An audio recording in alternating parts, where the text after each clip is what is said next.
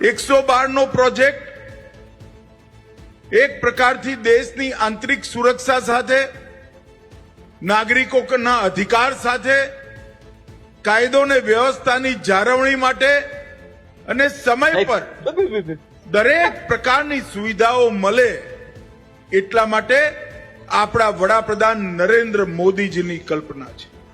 ને મને આનંદ છે કે આજે ગુજરાત ડાયલ 112 જનરક્ષક પ્રોજેક્ટના નકશા પર પોતાનું સ્થાન દર્જ કરાઈ ગયું છે.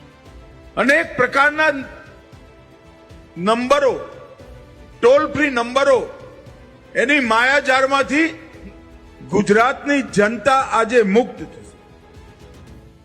પોલીસ માટે 100 નંબર, એમ્બ્યુલન્સ માટે 108, ફાયર માટે 101, વિમેન હેલ્પ માટે 181, ચાઇલ્ડ હેલ્પલાઇન 1098, ડિઝાસ્ટર માટે 1070, 1077, અનેક પ્રકારના નંબરોનો ગૂંચવાડો લોકોને કન્ફ્યુઝ કરતો.